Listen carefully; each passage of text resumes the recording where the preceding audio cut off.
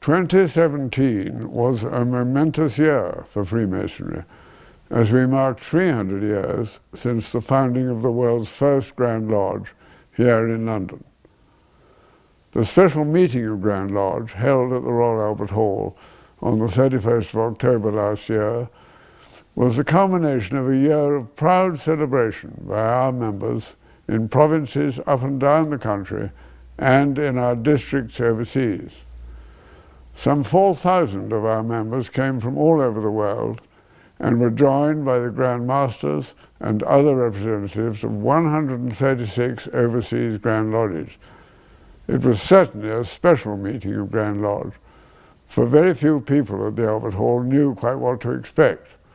As well as being the biggest meeting of Grand Lodges ever held, it was also rather more lively and colourful than would normally be the case, because we had several ambitious aims.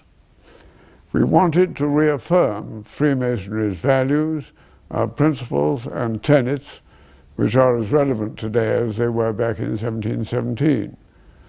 We wanted to show the enormous and positive impact Freemasonry has had on Western thought and society, including among its members many famous figures from the worlds of philosophy, music, drama and politics, and many others. We wanted to show the journey of each initiate as he comes to an appreciation of the fundamental goodness of Masonic teaching. We wanted to tell the history of the United Grand Lodge of England and of Freemasonry more generally, from before its official founding up to the present day. We wanted to show that in continuing to inspire many thousands of people worldwide to strive towards self-improvement and the welfare of their fellow creatures, we have a bright and confident future. And finally, we wanted to show that we are also a happy institution, communicating happiness amongst ourselves and to the wider world. The wonderful stage of the Royal Albert Hall allowed us to present a dramatic and musical representation of our values and our history, which, we hope, properly recognized the contribution of those first founding lodges in 1717 and showed how their legacy is cherished and continued to this day. We all derive great satisfaction and enjoyment from our order, as well as being challenged and inspired by the moral lessons it imbues. I hope that as you watch this recording of the show, you will share in that sense of pride, wonder, and enjoyment communicated by those who took part. To order, brethren!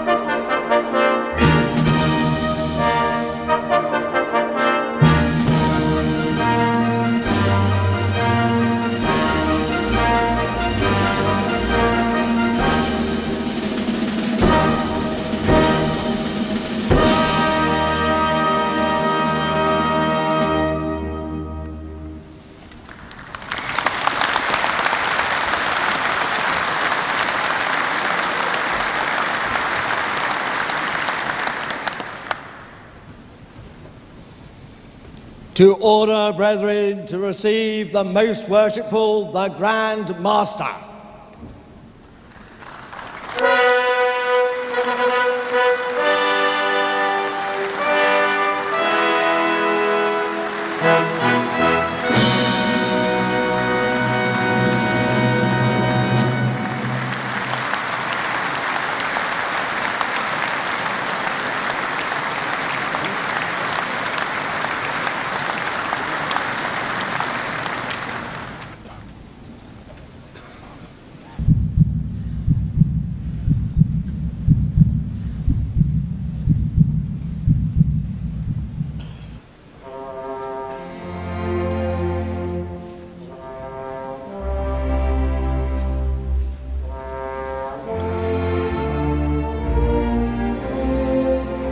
King Solomon sought to find one skilled in the art of building. He sent for Hiram and brought him up out of Tyre. And so the architect drew designs for the construction of a building. Never more splendid an edifice was fashioned than the temple Hiram wrought for the Lord. This skill to give effect to vision became operative masonry. Over time, thinking men became drawn to the idea of applying these tools to their morals, that they should lead better lives, following the will of the great architect. Speculative masonry was born. Great men and great ideas found fertile land, and their beliefs spread across the world. They used tools to measure their actions by the rule of rectitude. They squared their conduct by the principles of morality. They compassed their thoughts by propriety. And thus men built temples within their hearts. These edifices, morals, and ideals are as relevant today as they were in ancient times. Let us resolve to keep them so.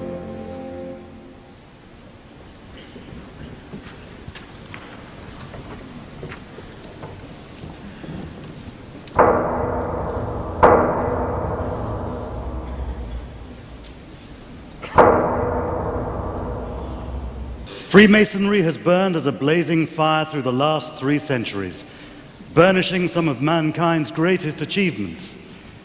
It has illuminated and inspired some of the most treasured works of literature, music, and art. It has pushed philosophers to dream beyond horizons. It has guided visionaries to found new nations, and it has brought peace and harmony into the hearts of millions. Its grand principles are there for all to see. Brotherly love, the welcome to all people under heaven. Relief, a dedication to charitable work. And truth, the daily search for moral advancement. Many have concluded that Freemasonry's own description of itself is the best. A peculiar system of morality veiled in allegory and illustrated by symbols. Today, we celebrate Freemasonry, its past, present, and future.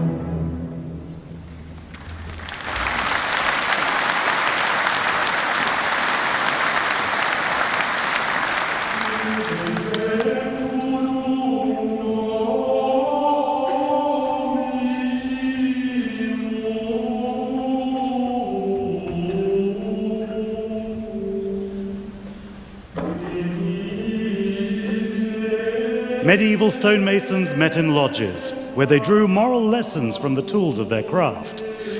Their legends recall that the art of masonry was first taught by Euclid, and that in England, 100 years before the time of William the Conqueror, a great assembly of masons met at York under Prince Edwin, where they drew up a historic code for the guidance of the craft. In truth, no one knows precisely how philosophical or speculative Freemasonry grew out of the stonemasons' ancient guilds.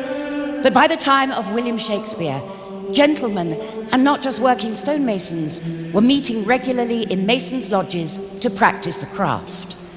In the early 1600s, Sir Robert Moray, the driving force behind the Royal Society, was initiated into Freemasonry at Newcastle upon Tyne.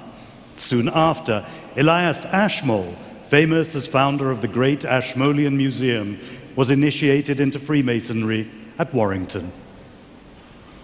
Freemasons continued to meet and initiate new members throughout the period of the Civil War, Commonwealth, and Restoration. Then, exactly 300 years ago, in 1717, something happened in London which altered and shaped Freemasonry forever. After the Great Fire of London, St. Paul's Cathedral had been newly designed and finished by Sir Christopher Wren. It was a triumph of stone and skill. In its shadow, 4 London lodges of Freemasons met together and took a momentous step.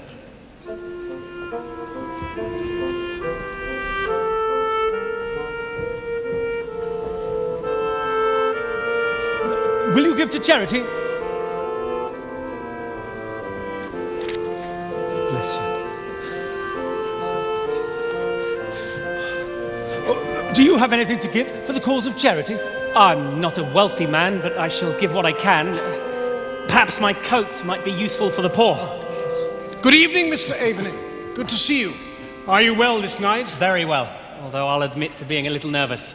You know this man, Hiram? I certainly do, Mr. Lamble. This is Mr. Avening, our candidate for initiation this evening. Then I bid you welcome, sir, on this especially momentous evening.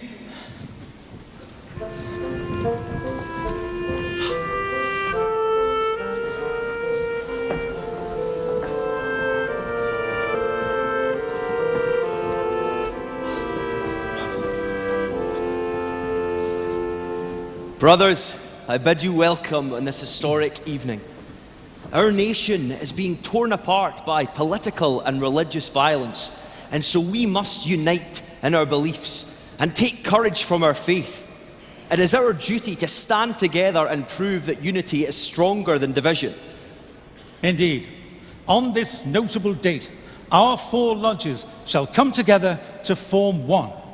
This union will form a refuge for our brothers from the discord we see about us, and will prove hopeful to those in need and darkness. We must safeguard and treasure this united lodge in order that brothers continue to meet as equals.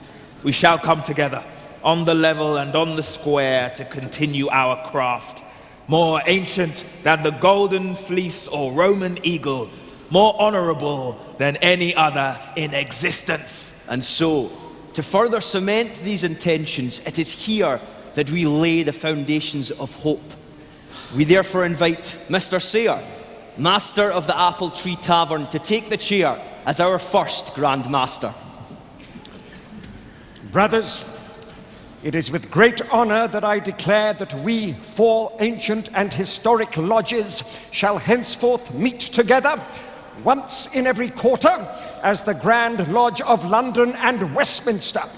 I appoint Mr. Lamble and Captain Elliot as Grand Wardens, and a year hence we shall meet again, dine, and elect new officers for the year to come.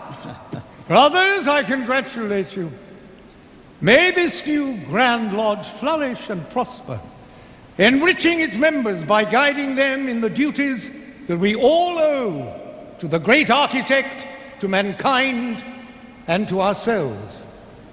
The pillars of wisdom, strength, and beauty shall support this union.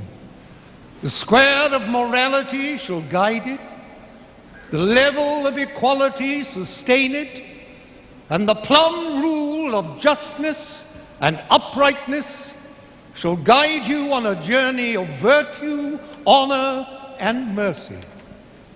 Your lodge will stand on holy ground. Together you shall spread light to future generations.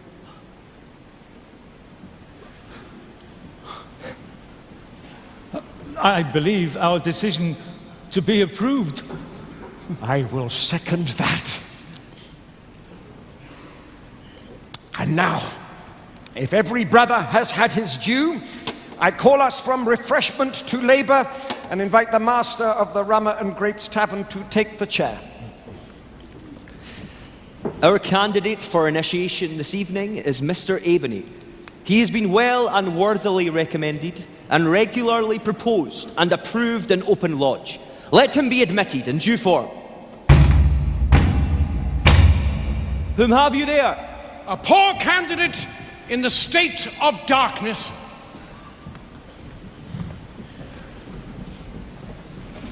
Tell me, Mr. Aveny, what do you understand by the three grand principles of Freemasonry?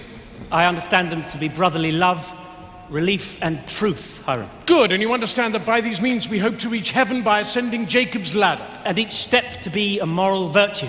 And each rung to be a guide and support. This ladder is from earth to heaven. That's long, right? Exactly how many moral virtues are there? Well, there are a great many, but there are only three principal virtues. In fact, why don't I introduce you to them? Mr. Aveny, meet Faith.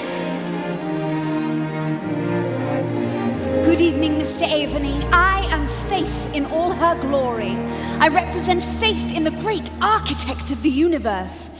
It is only through me that you can hope to ascend to the heavens. Not just through faith, Mr. Aveny. I am hope, an equally important moral virtue. Good evening, Hope.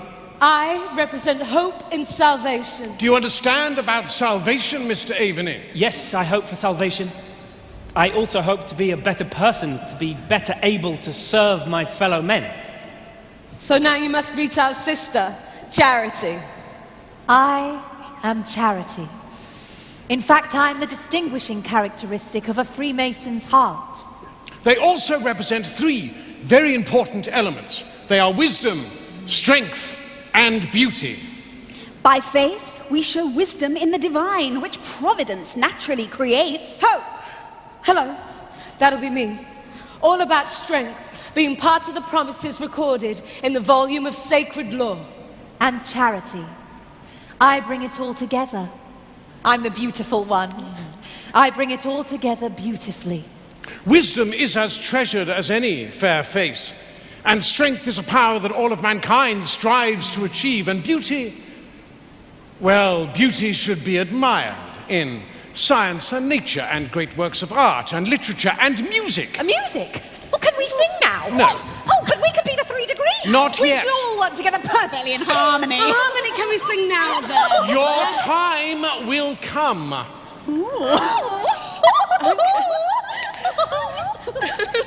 Now, Mr. Aveny, we've all witnessed your charitable side, but what does that mean to you?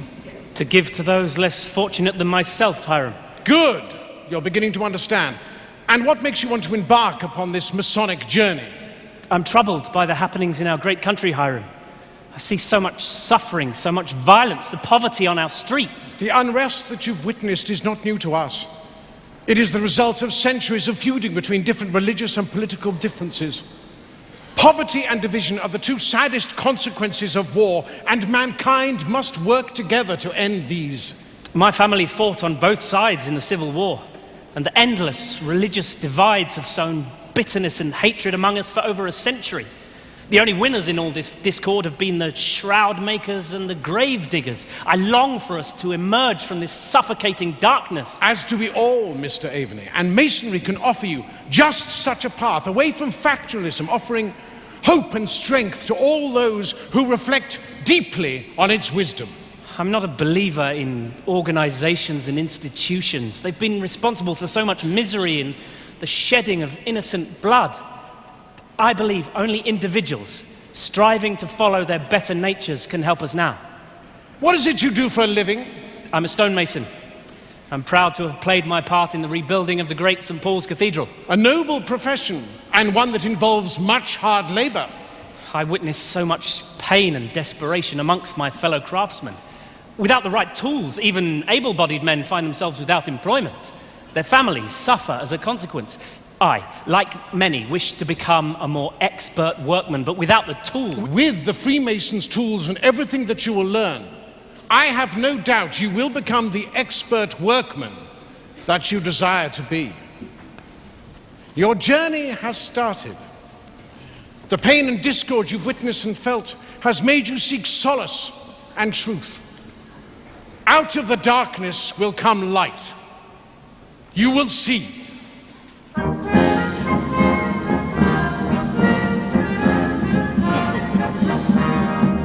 Let us prepare, we brothers who are assembled on merry occasion.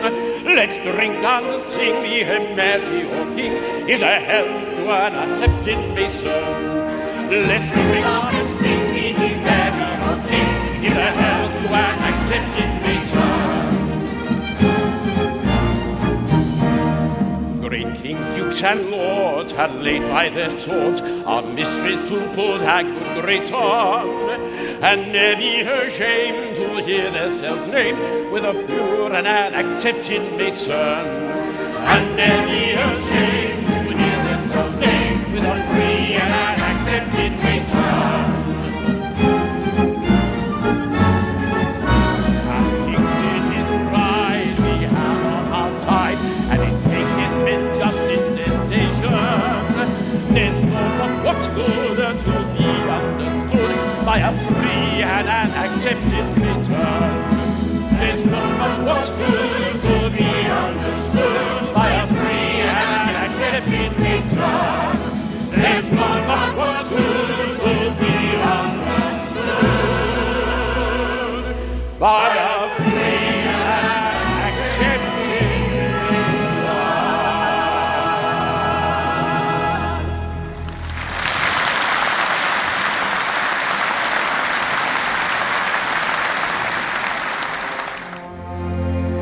Like the builders of old, each Freemason takes up the square and compasses.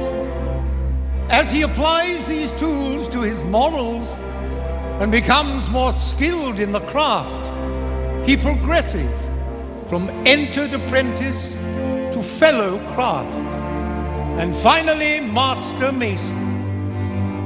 In rich ceremonies of timeless drama, he is presented with centuries of wisdom on life's greatest questions, on birth, life, and death. He is guided to reflect on the brotherhood of man dwelling together under the eye of God, and the ways in which each can so conduct himself as to live respected and to die regretted. Through these unique experiences, each brother carves a stone of the great temple in his own way.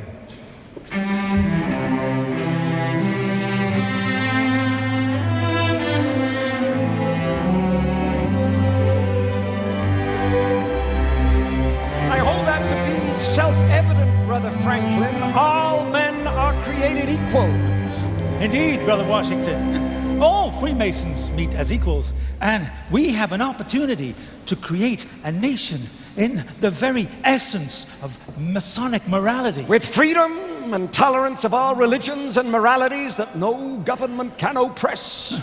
You know, I think it would be a great idea if we wore our Masonic regalia when we're putting in place the foundation stone for the Capitol building. Freedom of speech, too, and the press, the right to peaceful assembly, and...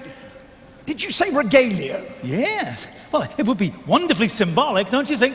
You'll be wanting to put the all-seeing eye on our banknotes next. You think I'm taking it a bit far? Please don't ask me questions like that, Brother Franklin. You know I cannot tell a lie. Oh, come on, Brother Washington. Everybody lies occasionally, surely, especially politicians. Not me. Not even so much as an alternative fact. But we must all be aware of fake news. The people must be free to think what they like as well. We can have no thought police in our new society. I couldn't agree with you more. Without freedom of thought, there can be, well, no such thing as wisdom. You know, I do agree with you, though. The foundation stone of our new nation, built on all those principles that we hold dear, perfect in its parts and honorable to the builder. And the plans for our new capital city already have a very Masonic feel to them, yeah.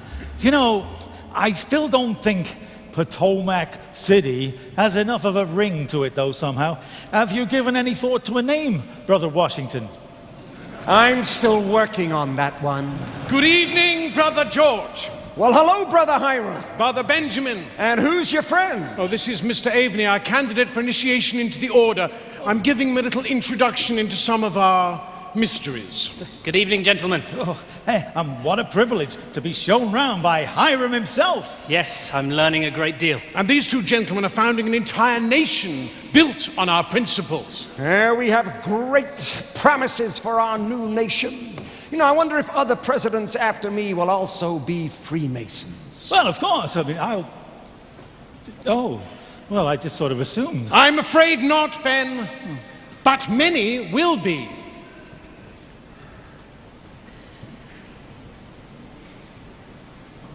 And Freemasonry will become embedded in the American culture. And the eye will appear on the banknotes. Oh, God. As will your face. Oh, God. And in years to come, these principles will be honored with a gift from your French brethren. A gift that will be a welcoming beacon to the poor and oppressed when they journey to your great land. Brother Bartholdi. I've always liked the French. What's that? This is the statue we are giving you. It's a bit small, isn't it? Oh, this is a maquette. The real thing is bigger. Much, much bigger. I call her Liberty Enlightening the World. Catchy. I like her. I love her. Liberty's what we're all about. And life. And life. Life and liberty's what we're all about. And the pursuit of happiness. Well, of course the pursuit of happiness. The pursuit of happiness goes without saying. Life, liberty, and the pursuit of happiness. Forgive me for being naive, but if the people spend all their time pursuing happiness, how on earth can they expect to build a successful nation? Well, how about life, liberty, labor, and the pursuit of happiness? Labor is just as important as refreshment. It's the rule of three, Brother Benjamin. Believe me, life, liberty, and the pursuit of happiness will play much better. Faith, hope, and charity. Beauty, truth, strength. I'm afraid he's right, but as a nation, you will labor hard. You will labor very hard indeed, and you will play hard. America will produce a great many great Americans from many different walks of life and many different fields, and many will be Masons. Sportsmen, actors, writers, soldiers, filmmakers, businessmen, inventors, astronauts. What on earth is an astronaut? No, they're not. I don't follow. Well, they're not on Earth, they're in space. In fact, Brother Buzz Aldrin was the second man to walk upon the surface of the moon. That's the best thing I've heard this evening. What, that a Mason walked on the moon? Nope, that he was the second man to walk on the moon. See, I told you, people don't always remember who the first person was to do something. Man on the moon. Amazing. But don't forget the musicians.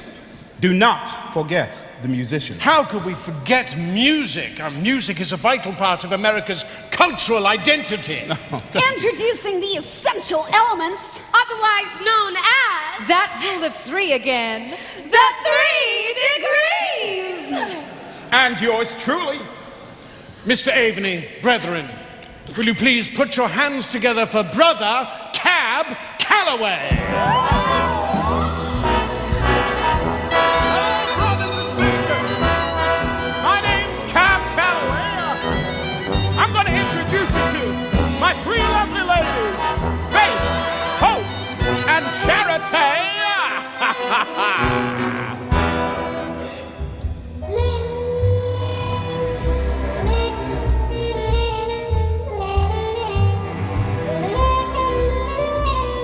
folks, here's a story about Minnie the Moocher.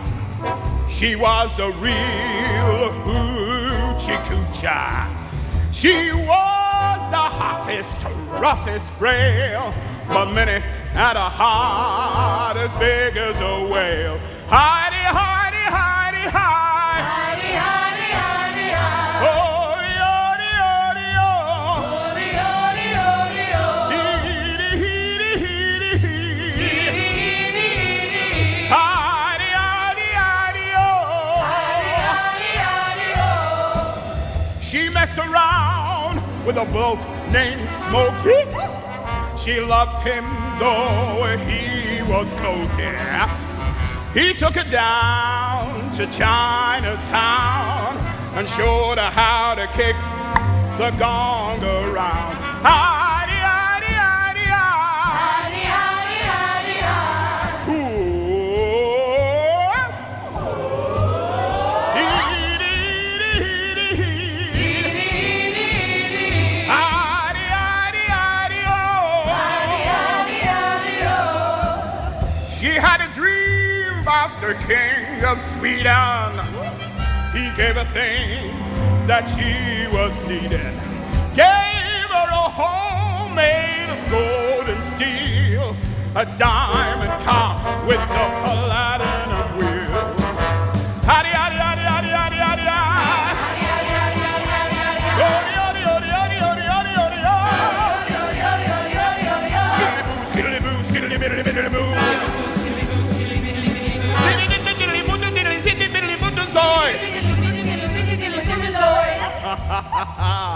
Ladies and gentlemen, you've had it easy so far. This is call and answer. I call, you answer. And it gives my lovely ladies a chance to show off their vocal dexterity. So I'm going to split this auditorium into two halves. This is the right hand half, and this is the royal hand half.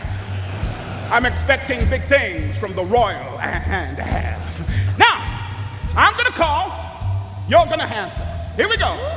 Heidi, Heidi, Heidi, Heidi. Heidi, Heidi, Heidi, Heidi. Odi, odi, odi, odi, odi, odi, odi. I have to warn you, ladies and gentlemen, we're going nowhere till I'm happy. So we're going to try that one more time. Come on, brethren, let's do this. Here we go. Heidi, Heidi, Heidi, Heidi. Heidi, Heidi, Heidi, Heidi. Odi, odi, odi, odi, odi, odi. Fantastic. It's time for the royal hand side, ladies and gentlemen. I'm expecting a lot from the boxes. All the boxes. Here we go. Heidi, Heidi, Heidi, Heidi. Heidi, Heidi, Heidi, Heidi. Odi, odi, odi, odi, odi, odi, odi. I'm going to join you all together now, ladies and gentlemen. We're going to raise the roof on this little old barn you call the Royal Albert Hall. When you're ready, maestro. Hadi, hadi, hadi, hadi, hadi, hadi, hadi. Yeah. Odi, odi, odi, odi, odi, odi, odi, odi. Yeah. Skitty boo, skitty boo, skitty bitty bitty boo. Skitty boo, the boy.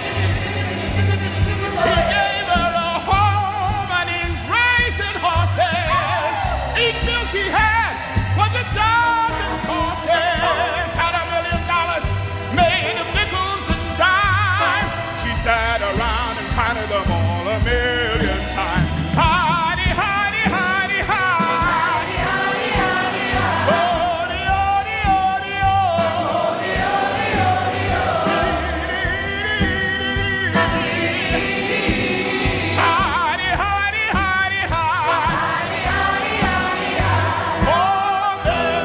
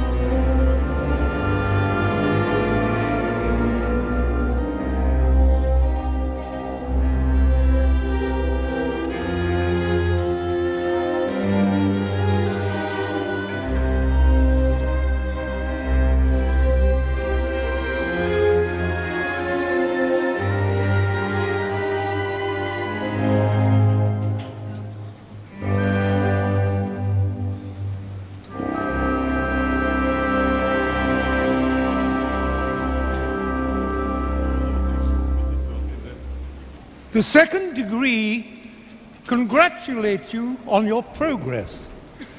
At the same time, it symbolizes the central role in our journey of a fuller understanding of the deeper meanings of nature and science. Passing through the pillars into King Solomon's temple, you ascend the great winding staircase and are twice challenged to test your worthiness and understanding. On finally entering the middle chamber, a profound lesson on the value of earthly and heavenly rewards awaits you. Freemasonry is sustained by an unquestioning acceptance of religious and political differences and joyfully embracing the common experiences that humanity shares. In Germany, Brother Gotthold Lessing was a writer who treasured Freemasonry as an expression of these tolerant values. In his play Nathan the Wise, a Christian, a Muslim, and a Jew in medieval Jerusalem learn to live together. At the heart of the tale is a poignant parable of 3 rings.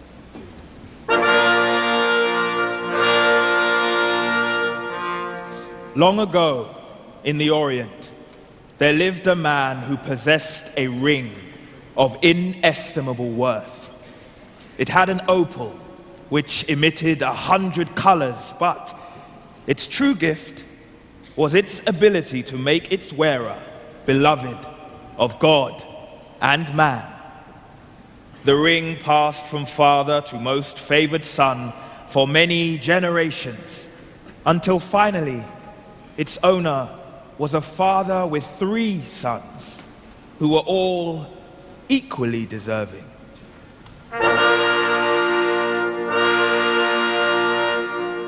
Unable to decide which of them was most worthy, the father commissioned a master artisan to make 2 identical copies of the ring.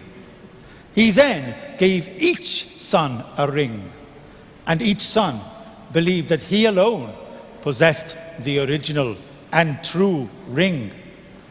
But instead of harmony, the father's plan brought terrible discord.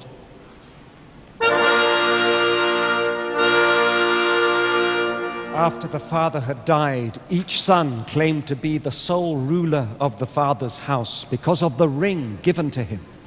Examination of the rings made the discord more bitter because no differences were disclosed. The matter was put before a judge who deliberated long and hard before pronouncing his verdict. The authentic ring made its owner beloved of God and man. But each of your rings has brought only hatred and strife. None of you is loved by others. Each loves only himself. I conclude that none of you has the original ring. Your father must have lost it, then attempted to hide his loss by having 3 counterfeit rings made. And these are the rings that cause you so much grief. Or perhaps your father, weary of the tyranny of a single ring, made duplicates. Let each of you demonstrate his belief in the power of his ring by conducting his life in such a manner that he fully merits, as anciently promised, the love of God and man. By the middle of the 18th century, a rival Grand Lodge appeared in London at the Turk's Head in Soho. Its original members were Irish and Scottish Masons, younger, more bohemian, more artisan, less formal than the premier Grand Lodge. They called themselves the Ancients and claimed a lineage back to the meeting of Masons summoned by Prince Edwin at York in the year 926. By the early 1800s, after 60 years of discord and rivalry, and in a supreme gesture of British Masonic fraternity, the 2 rival Grand Lodges eventually put aside their differences. Led by their Grand Masters, the 2 sons of King George III, Blood brothers, Prince Edward, Duke of Kent, father of Queen Victoria, and Prince Augustus, Duke of Sussex, the two princes brought their feuding Grand Lodges together and reconciled to be the United Grand Lodge of England. To celebrate this historic act of unity, the leading architect, Brother Sir John Soane, created a wooden Ark of the Masonic Covenant, richly decorated with the Masonic symbolism of wisdom, strength, and beauty. The treasured Articles of Union were placed into the Ark, which stood before the Grand Master's throne in Grand Lodge.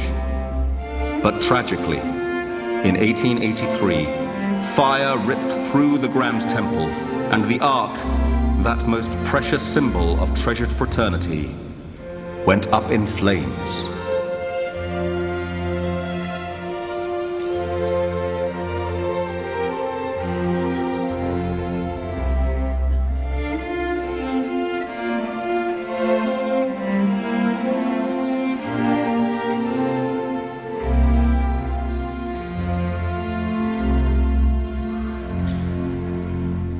The new mason wears the white lambskin apron of the working stonemason.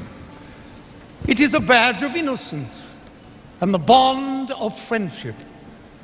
As he progresses in the craft, he comes to understand that Freemasonry has no creed, nor demands any beliefs from him other than in a supreme being.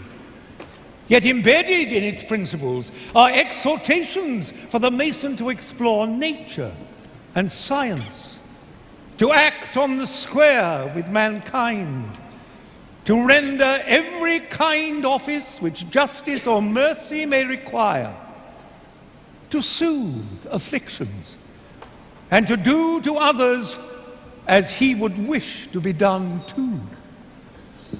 Drawing on a storehouse of intricate symbolism, Freemasonry offers a vivid guide by which each Mason can begin the work of transforming himself from a rough ashlar into a cube of dressed stone. The third degree brings craft Freemasonry's journey to a close. It symbolizes the inevitability of your end. Still guided by the tools of the stonemason and surrounded by the emblems of finality, you perceive the completed temple of our beings and the sprig of acacia, an ancient token of immortality. By progressing through Freemasonry's symbolic lessons, you have been guided on a path of moral enlightenment to the great architect, mankind, and yourself. For anyone who has embraced these universal lessons, even death shall hold no fears.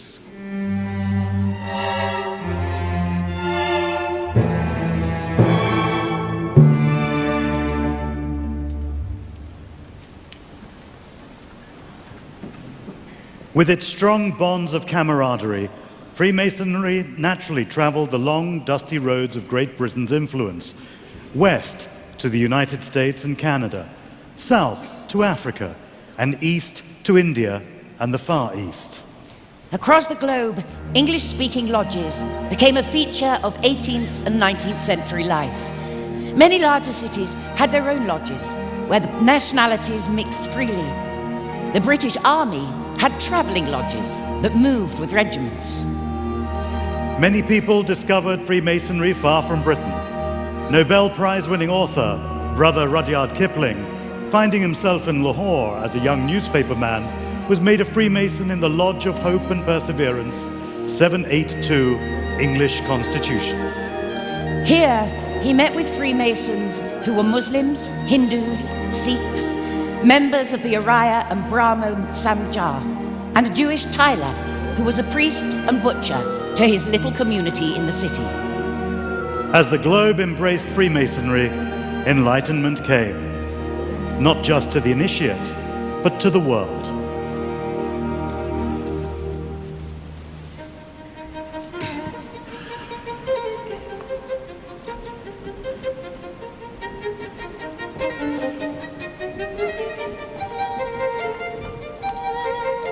Come, Mr. Aveny. I'd like you to meet some more of our famous brothers. I believe each one of them can teach you something that will aid your journey. Can we sing now? No. When? Goodbye. Thank you. Have faith, Hope. Mr. Aveny, may I introduce Frederick the Great of Prussia? Young man, you have taken the first step and proven yourself to be worthy. You will grow in wisdom and in strength. All true masonry is the intellectual elevation of men as members of society, making them more virtuous and more charitable. Dear brother Fred, always so sincere. You know, I've said it before and I shall say it again.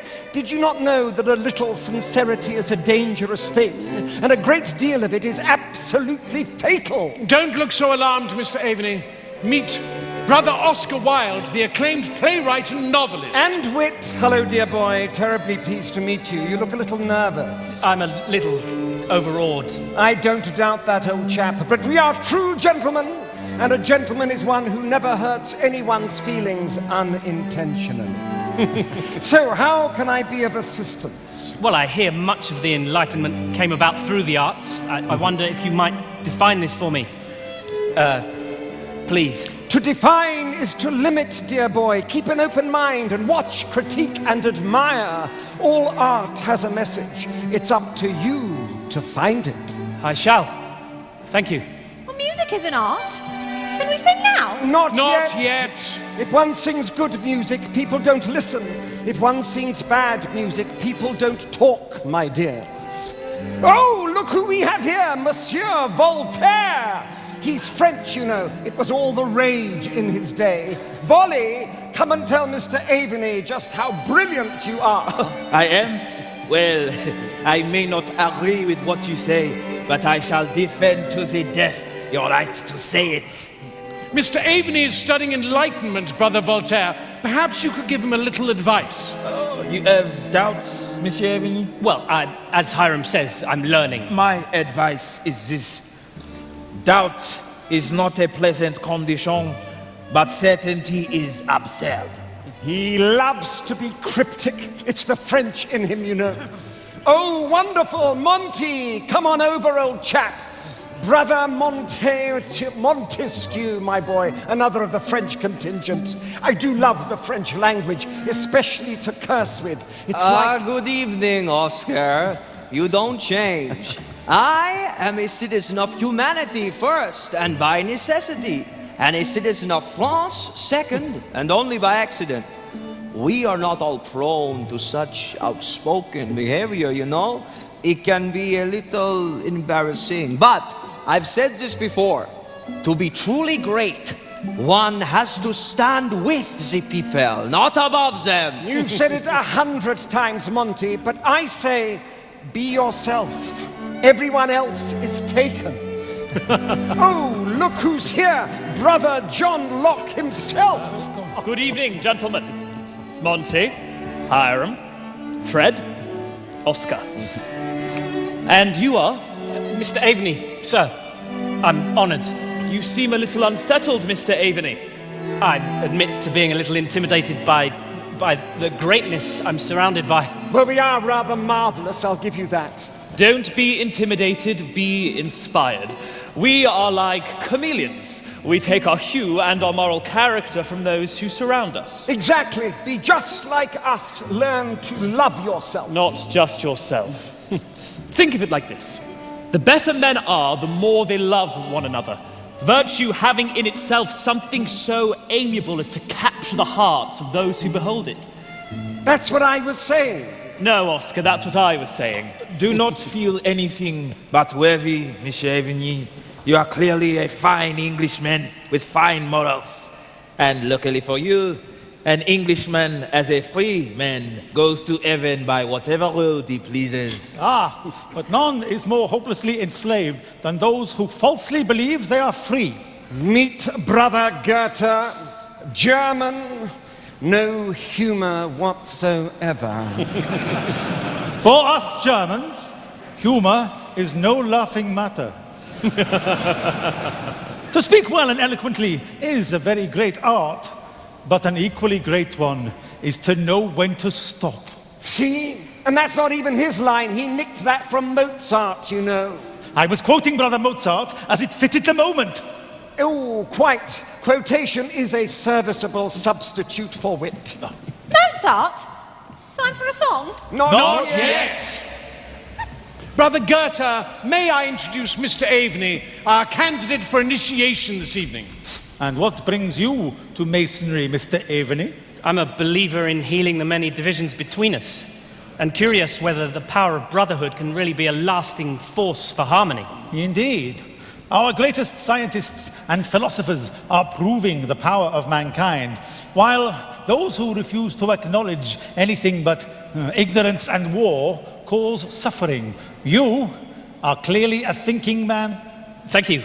A lot more to learn, I'm sure. Mr. Aveny, it is the greatest pleasure of a thinking man to fathom the fathomable and to quietly revere the unfathomable. Thank you, sir.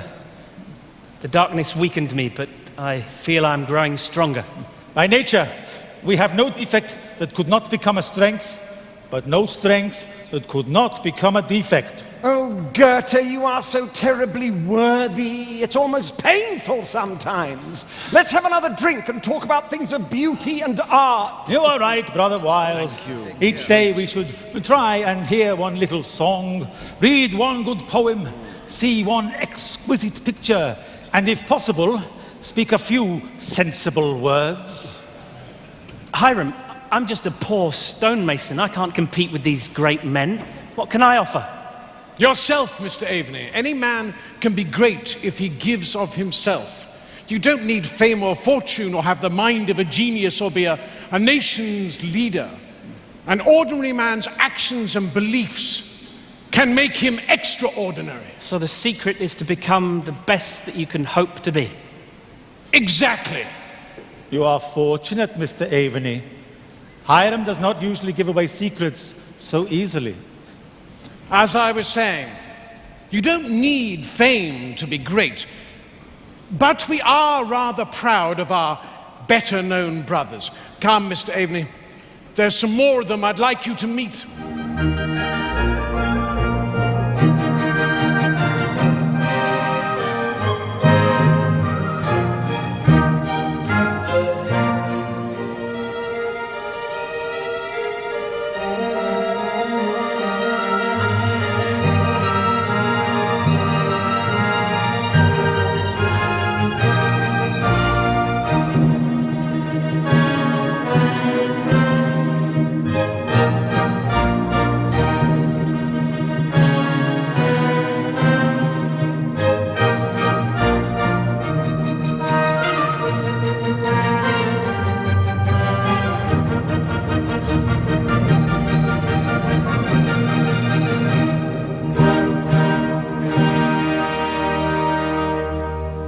Quite a list. It's a lot to take in. Yes, it is. Certainly an education.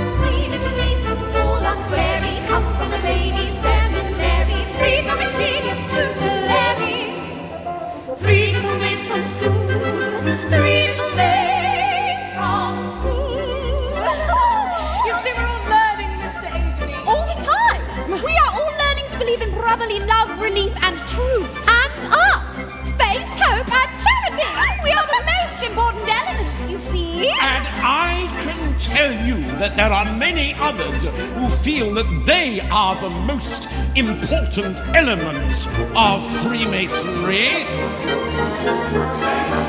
Important, perhaps. And I have a little list. As someday it may happen that a victim must be found, I've got a little list. I've got a little list of Masonic bores and irritants who always hang around and who never would be missed. They never would be missed. There's the treasurer whose attitude is constantly irate. The secretary whose summonses are always sent out late. The seeker of promotion who's a sycophantic brat. All persons who in shaking hands shake hands with you well, like that. And the masters who on reading all their rituals insist, they none of them be missed. They none of them be missed. He's put on the list. He's put on the list. And they none of them be missed. They none of them be missed. There's the treasurer whose attitude is constantly irate, and the secretary-ist, I've got him on my list, who has no grasp of masonry and what it signifies. He never would be missed. He never would be missed. Then the brethren with far too many jewels on their breast, or those who do not care about the poor or the distressed, and the arrogant initiate who thinks he knows it all because he did a guided tour around Freemasons' Hall. And that irritating brother, the word perfect ritualist, I don't think he'd be missed. I'm sure he'd not be missed. He's got them on the list. He's got them on the list. And they none of them be missed. They none of them be missed. Anybody feeling left out? Don't worry, there's another verse. There's the visiting grand officer and other senior ranks, the aspiring humorist, I've got him on the list, whose speeches last for hours when he could have just said thanks. They none of them be missed. They none of them be missed. There's the ones who sidle up to you when you are at the bar, but never buy a drink themselves or offer a cigar. All self-important, pompous types who think they are far too grand, and brethren who drink so much that they can barely stand. But it really doesn't matter whom you put upon the list, for they none of them be missed. They none of them be missed. You may put them on the list. You may put them on the list. And they none of them be missed. They none of them be missed. I am the very model of a modern major general. I've information, vegetable, animal, and mineral. I know the kings of England, and I quote the fights historical, from Marathon to Waterloo in order categorical. I'm very well acquainted too with matters mathematical. I understand equation both the simple and quadratical. About my Newman theorem, I'm teeming with a lot of news. News. Ooh, with many cheerful facts about the square of the hypotenuse.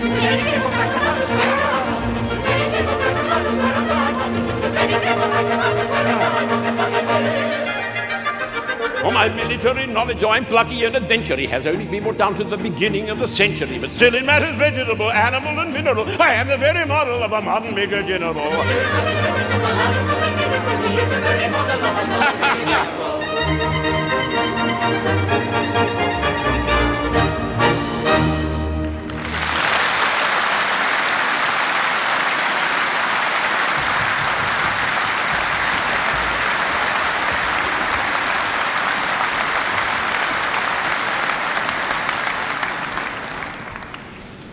Freemasonry asks its members to unite in being happy and communicating happiness. It values humor highly, and meetings and dinners generate much laughter. In its earliest days, Freemasonry thrived as a haven away from endless political violence and war. Ever since, it has always sought to foster peace and unity.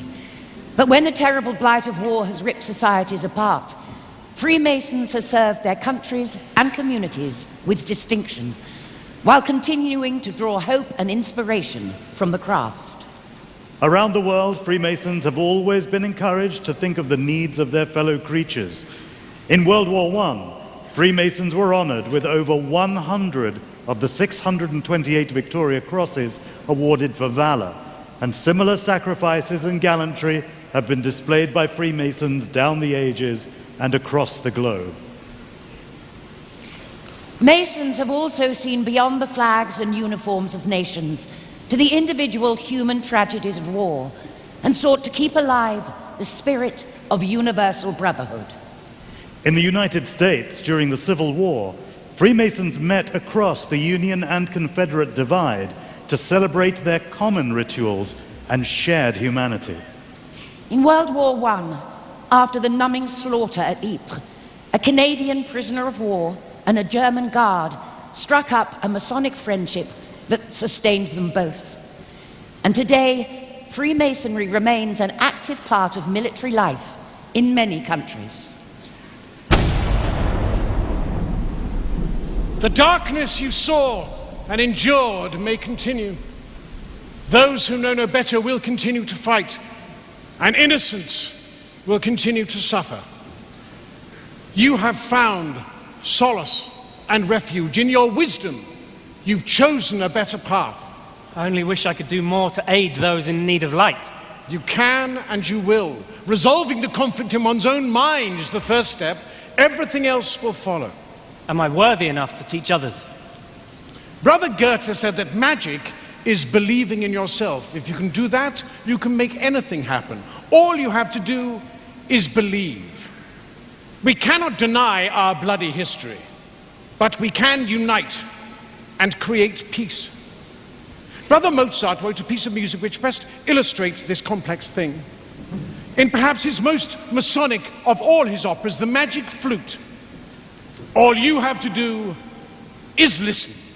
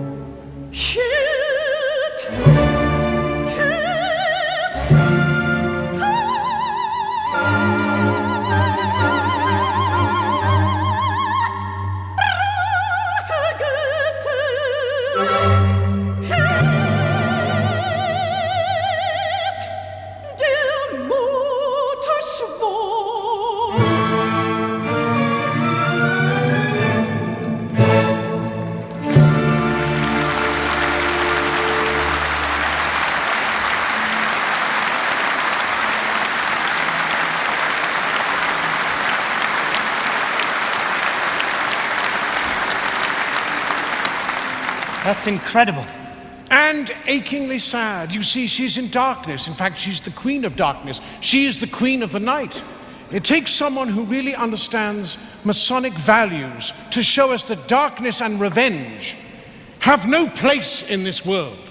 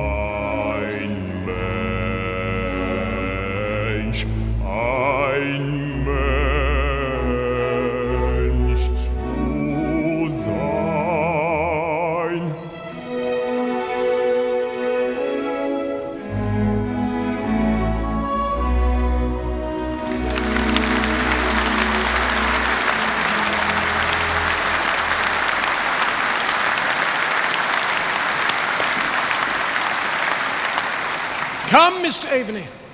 You should be very proud. You've achieved a lot. Where to now, Hiram? This has been such a journey. Back to where we started. The goose and gridiron. You are nearing the light, Mr. Aveny. I do indeed begin to see light where before now only darkness reigned. Do you understand why Freemasonry exists? Yes, most surely. Hiram has shown me so many great and noble brothers, all of whom have proved the principles of Freemasonry to be both worthy and wise. The power of giving never ends, Mr. Aveny. It is through that power we are able to teach those, like yourself, to become stronger, worthier men. One last question, Hiram. I've learnt so much I wish to share with others. How may I do this? You have a reason to be, Mr. Aveny, a purpose in the world. Understanding that is the next step on the path to enlightenment. Now listen once more, and you will learn a great truth.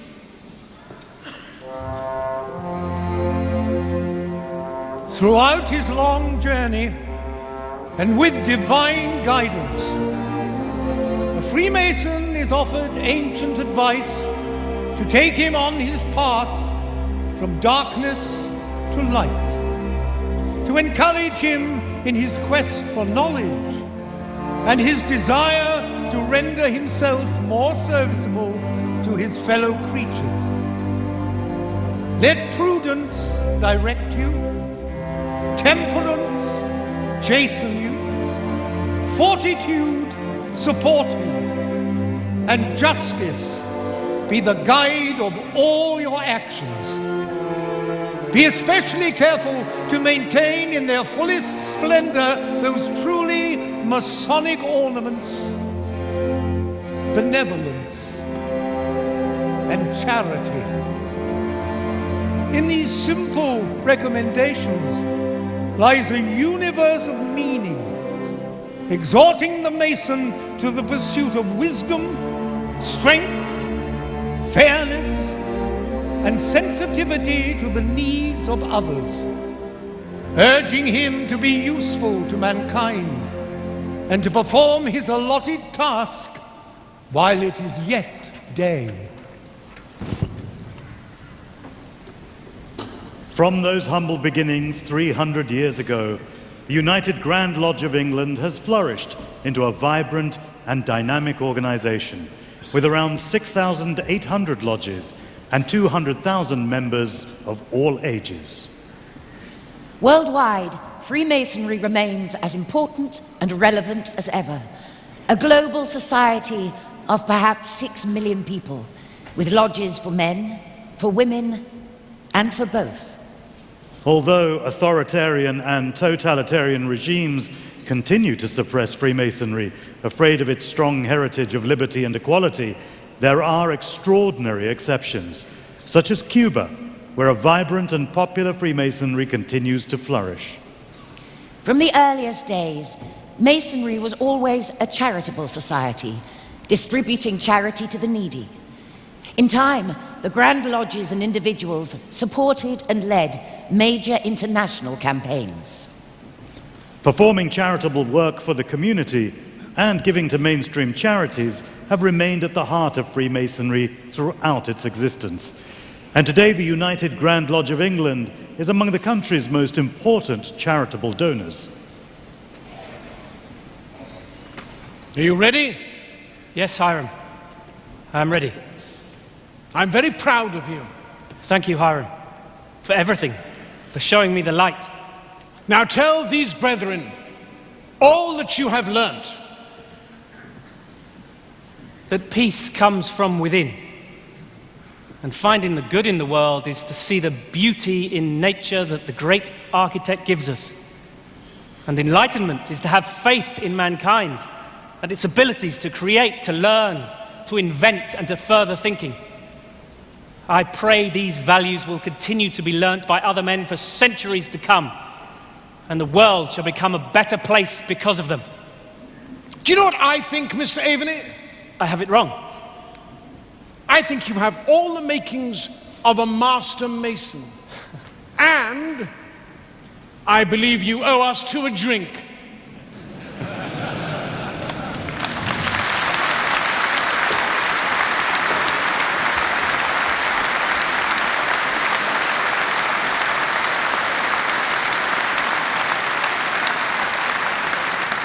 Freemasons all meet on the level as equals, and this has encouraged men from all walks of life to participate. Newly made Freemasons are told that, in every age, monarchs themselves have been promoters of the art, have not thought it derogatory to their dignity to exchange the scepter for the trowel. In Britain, Kings George IV, William IV, Edward VII, Edward VIII, and George VI were all Freemasons, as were 18 dukes and princes, including the Duke of Edinburgh. This year, His Royal Highness Prince Edward, the Duke of Kent, celebrates his 50th year as Grand Master of the United Grand Lodge of England.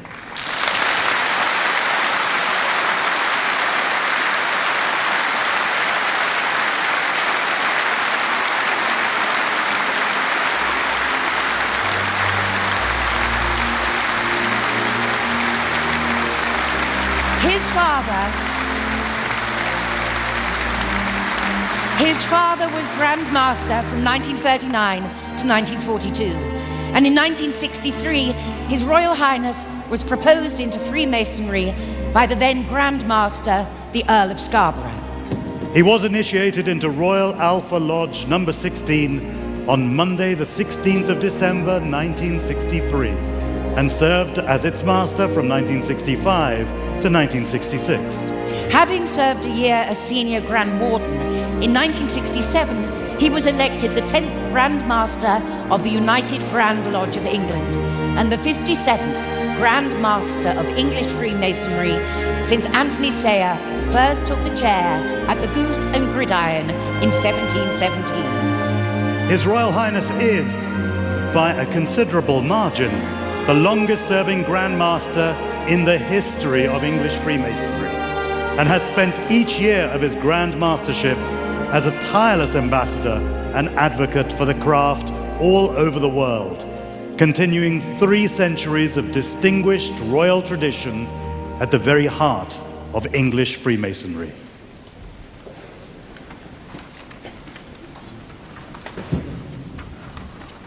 To order, brethren!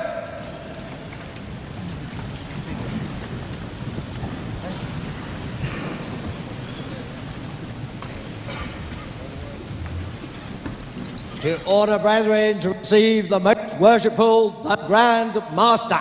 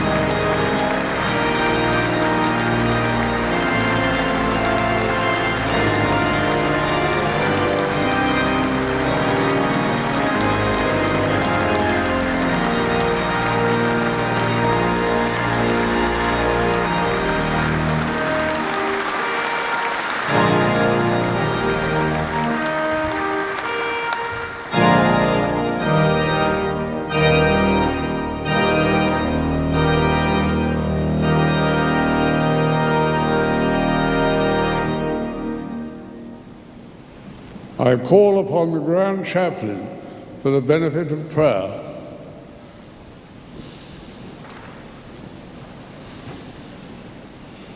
Almighty and everlasting God, Creator and giver of all life, as we celebrate the tercentenary of the founding of the Premier Grand Lodge and the birth of organized Freemasonry, we give Thee heartfelt and humble thanks for all we derive from our Masonic membership in the practice of every moral and social virtue. Keep our order, we beseech Thee, within the benevolent spirit of Thy divine providence, so that brotherly love, relief, and truth may increase among us, to benefit those in need and be a source of blessing and comfort to all whom we serve here and the world over. Grant that thy wisdom may guide us, thy truth enlighten us, and thy justice dignify our lives. This we ask for the honour and glory of thy holy name.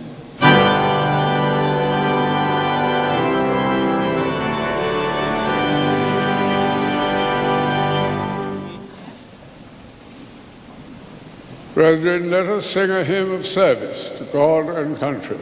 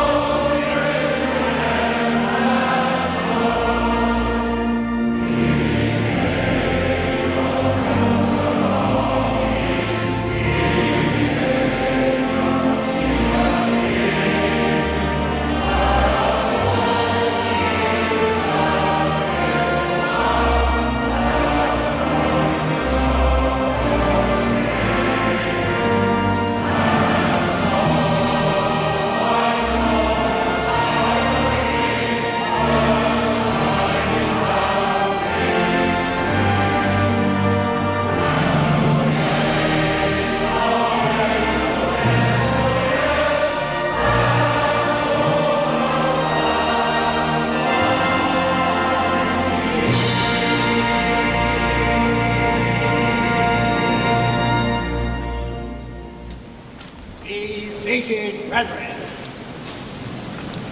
I call upon the Deputy Grand Master.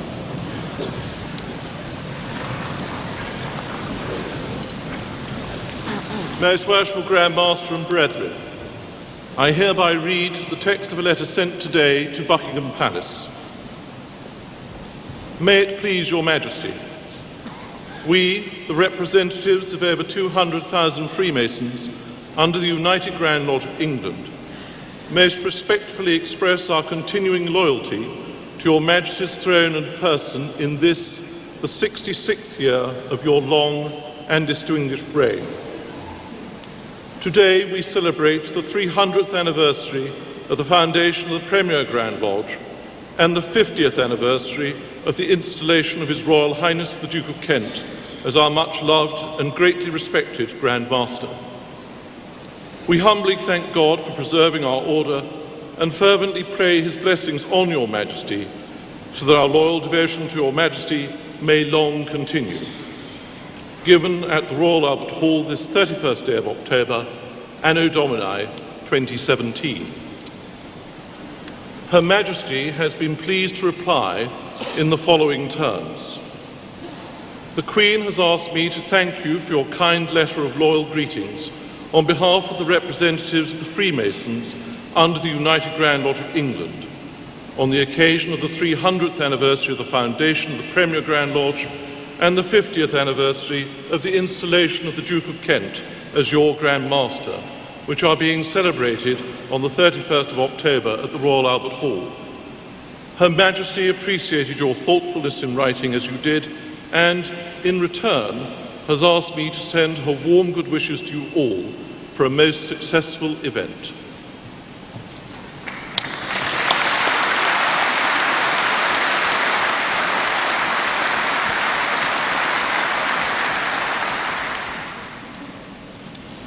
It is with the warmest fraternal greetings and pleasure that I welcome you all here today to celebrate this special anniversary, the tercentenary of the founding of the Premier Grand Lodge in London. I had the pleasure of meeting 136 Grand Masters visiting from overseas at Freemasons Hall yesterday. Today, though, we are a meeting of more than 4,000 gathered from all around the world, from our own constitution and beyond, united in peace and harmony, regardless of race, religion, or any of the other things that historically foment division. We are pleased that this audience is further enlarged by many who are watching the proceedings here on live screens at Freemasons Hall and up and down the country, and indeed in other countries. I extend a warm and welcome greeting to you all. Our own provinces and districts have joyfully celebrated the tercentenary in many innovative ways this year, marked by the eager participation of their local brethren. Many of our visiting Grand Lodges have also thought our tercentenary worthy of local celebrations, which has been a cause of great delight, and we are truly honored. Today, however, is the occasion when the global Masonic family comes together to celebrate our past and to renew our own pride and confidence in and enthusiasm for Freemasonry, such that we may inspire future generations. Brethren, would you now join me in singing a hymn about the guidance and sustenance that Masons have always sought from the great architect of the universe. Amen.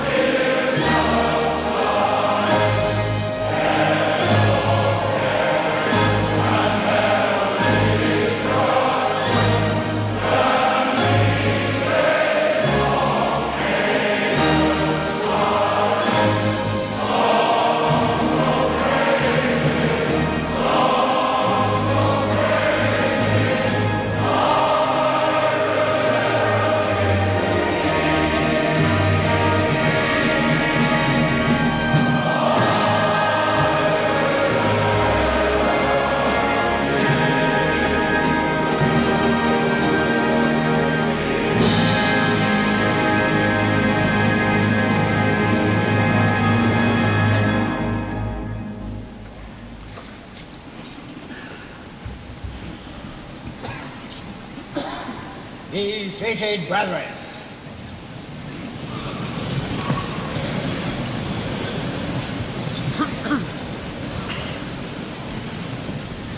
Brethren, of the 4 lodges that met at the Goose and Gridiron Tavern in 1717, 3 are still with us. Their names and numbers have changed, but what has remained is their unique heritage as the founders of the first ever Grand Lodge. Alone among our lodges, they operate with no warrant, but by immemorial constitution and by their own honourable reputations. As permanent master of these 3 lodges, I now call on my deputy masters.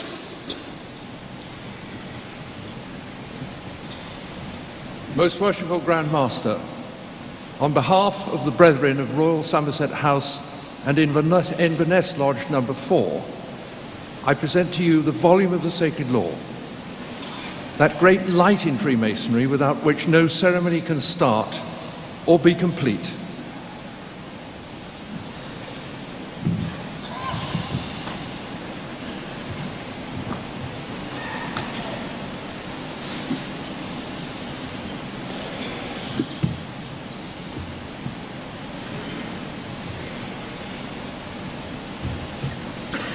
Most worshipful Grand Master, on behalf of the Brethren of the Lodge of Fortitude and Ill Cumberland, number 12, I present to you the square and compasses, those great lights by which Masons regulate their lives and actions and keep themselves in due bounds with all mankind.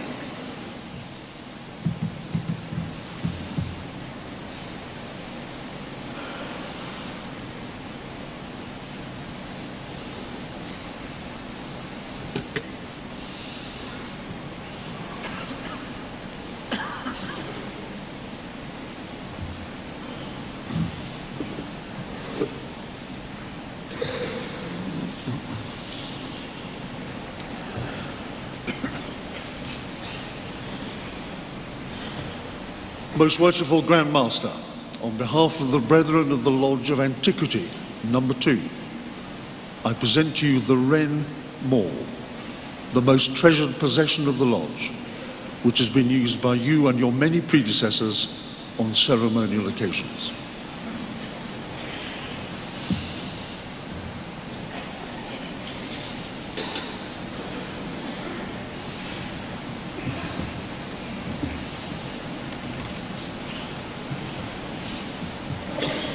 Deputy Masters, I accept from you these precious gifts, and I thank you for bringing them today. I thank your lodges for your remarkable achievement in founding the world's first Grand Lodge and for your services to Grand Lodge over the past 300 years.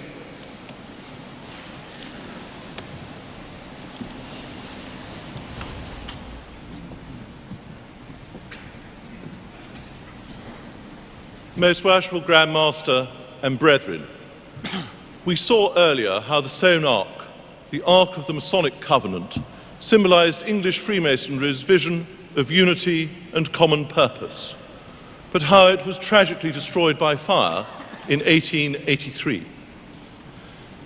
Tonight, I'm delighted to announce that, thanks to the skill of very expert craftsmen, we welcome it back, rebuilt exactly according to the original design, with its 3 pillars of the Ionic, Doric, and Corinthian orders, representing wisdom, strength, and beauty.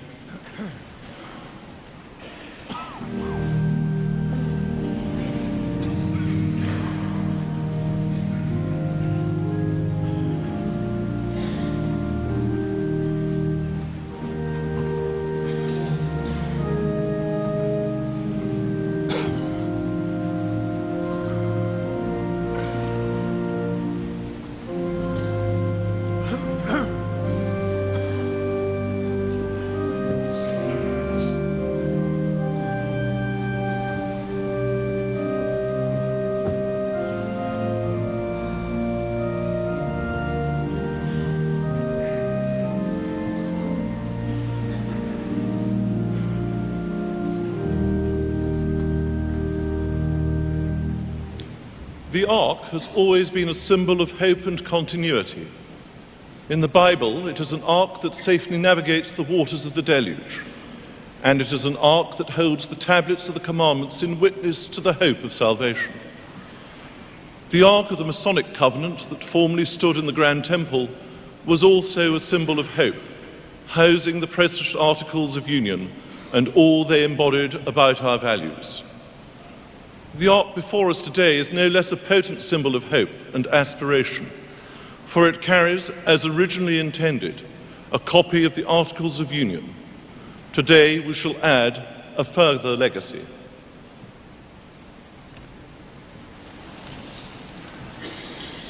I now call upon my deputy masters to present the 3 great lights of masonry to the Grand Chaplain to be placed in the ark.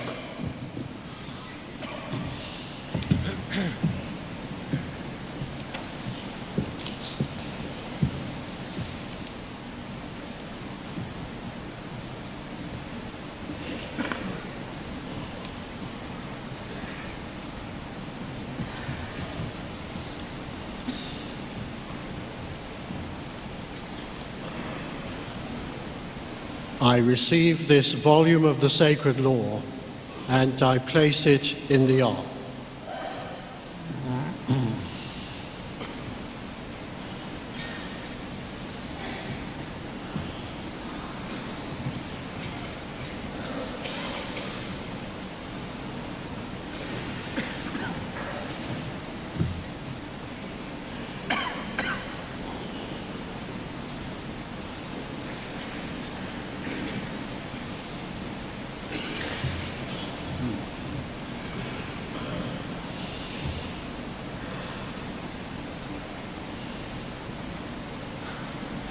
I receive this square, which I place in the ark.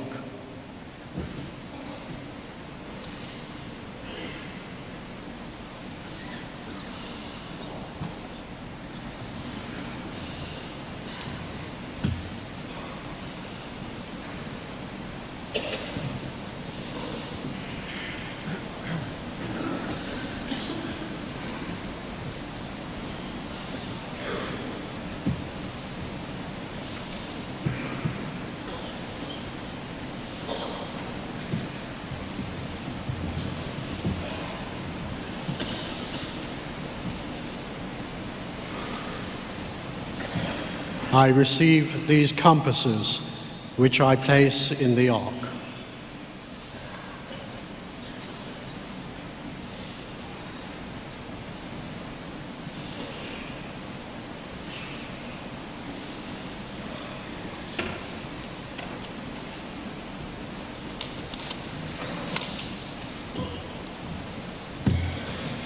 To order, brethren.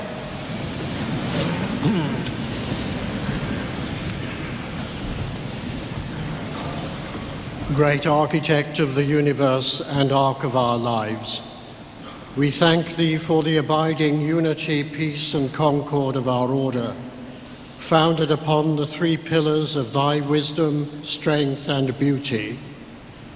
In the spirit of the Masonic virtues of fidelity, loyalty and constance, we pray thy blessing upon our dedication of this ark to the service of the craft. We return it to its former place of honor in the Grand Temple, where it will adorn our ceremonies and forever remind us of our incomparable heritage and those duties we owe to thee, Almighty God, to our fellow men and to ourselves. By thy everlasting light, illuminate our hearts and minds with brotherly love, relief and truth. In the practice of every moral and social virtue, for this world's good and thy glory, in thy holy name. So mote it be. Be seated, brethren.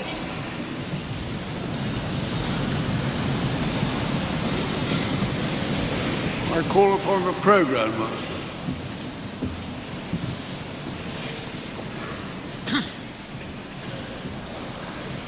Brethren, we have heard so many words throughout this tercentenary year, culminating in the tribute earlier today, praising our Grand Master. His service at the head of our order for over 50 years is a truly remarkable record. There is, however, one sentiment which formal toasts, speeches, or even, dare I say, dramatic scripts fail adequately to convey.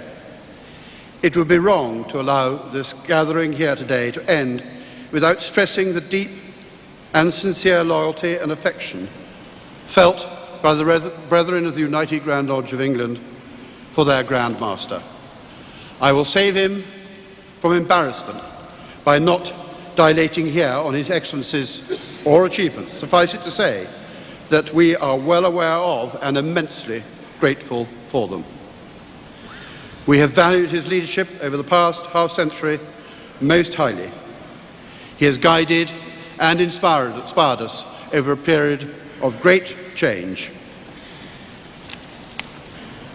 His wise counsel and steady influence have been repaid by our brethren with an immense pride in and deep respect for our Grand Master, which has always engendered unwavering and genuine affection.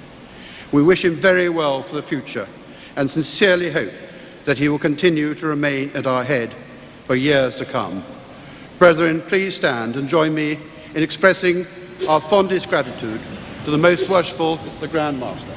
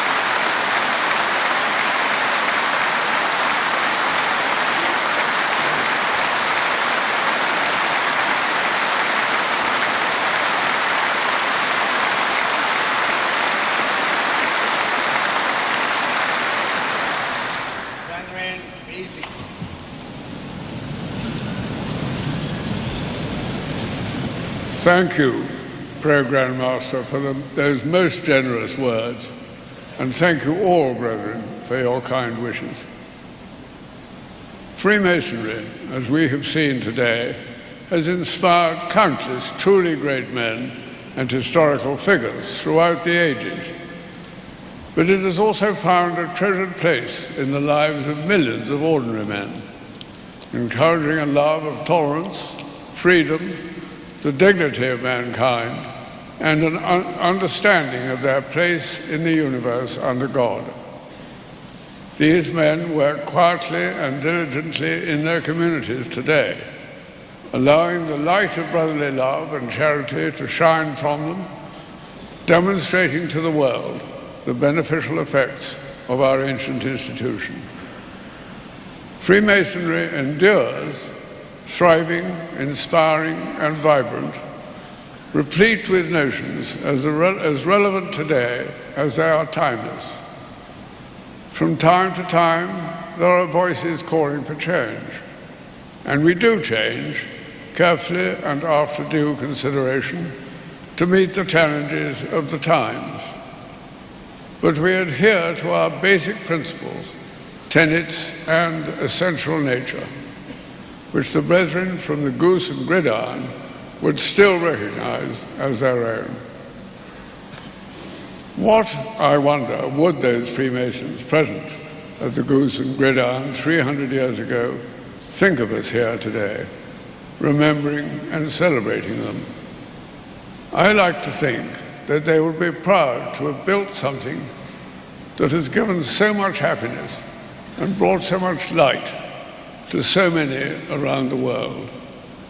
Indeed, the cumulative effect of millions of men living better lives and practicing every moral and social virtue is surely their most enduring legacy. Our duty is to preserve their legacy and to pass on a Freemasonry that will capture the imagination of future generations who will be able to benefit from it and enjoy it as much as we and our predecessors have done.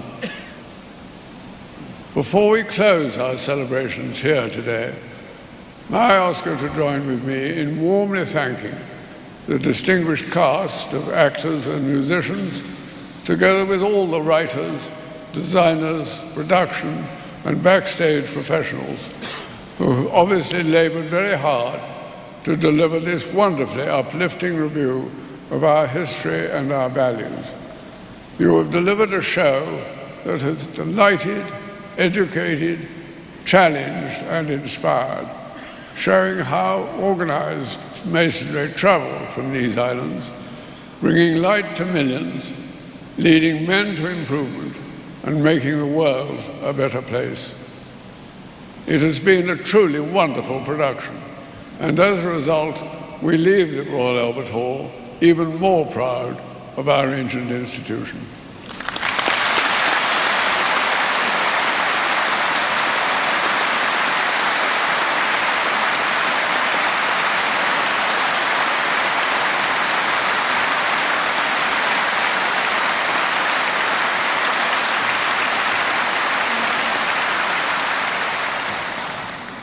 Brethren, in honor of our 300-year history, will you join me in singing a hymn about the transcendent and transformative power of building?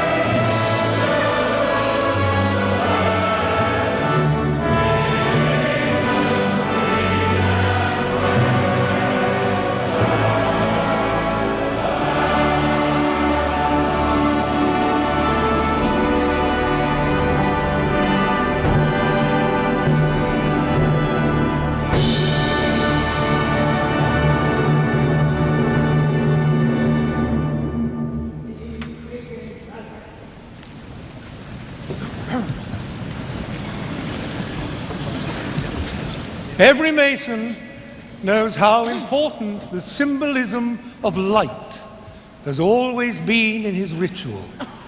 In their many ways, Freemasons have spent the last 300 years spreading their light.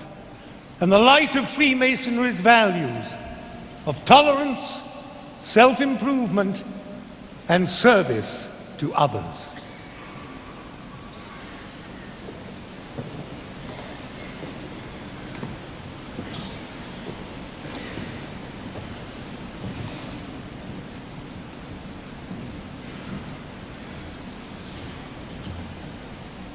Most worshipful Grand Master, I humbly ask you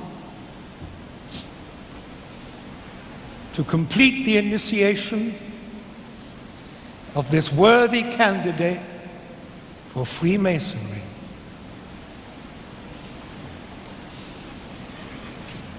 Having been kept for a considerable time in a state of darkness, what in your present situation is the predominant wish of your heart? Light. Let that blessing be restored to the candidate.